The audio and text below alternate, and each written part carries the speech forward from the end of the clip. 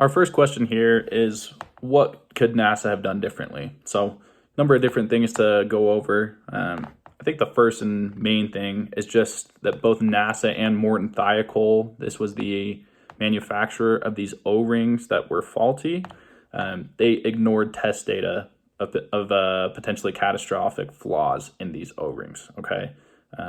They also, the day of the launch was a record cold temperature for launching a space shuttle. They disregarded these warnings, okay? There were vice presidents who recommended against this launch until the temperatures had increased, and the leadership stated that the evidence was inconclusive and decided to launch regardless, all right? There are also escape options. There was no escape option for the crew in event of emergency like there was, and the reason they didn't implement an escape option for the crew was primarily due to complexity, high cost, and heavy weight, okay? There were also a number of different politicians who expressed concern that White House officials had pressured NASA to launch before scheduled because Ronald Reagan had planned to mention the launch in his State of Union address, okay? On top of that, there was just, pressure to increase the rate of flights, and this overall impacted training, quality control, as well as repair work.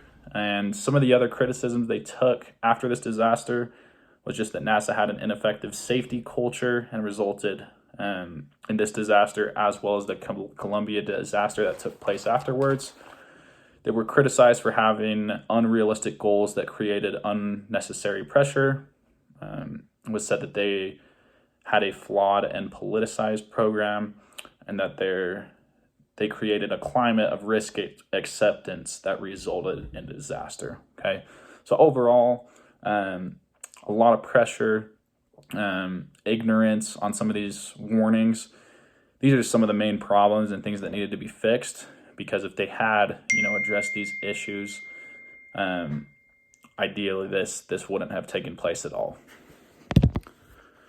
Question number 2 is, what should Roger Boisjoly have done differently, if anything? In answering this question, keep in mind that at his age, the prospect of finding a new job if he was fired was slim. He also had a family to support. Pretty simple here. When it comes down to, the role that he played, prior to this mission, they had known that there were issues with these O-rings, and they had actually proposed a redesigned field joint, okay? They had ordered the redesigned casings, so they were making the steps to taking the steps to make this improvement. However, when they placed that order, those wouldn't be ready until the following year, and they still had, missions in place. So they planned to use already manufactured casings until redesigned cases were available, okay? Essentially, this guy was towards the end of his career. He may not have had, job options potentially, and also may not have looked good for him, being that, getting let go of a big renowned company, like the company he worked for, wouldn't have really done a very good job for him. But I think if there's anything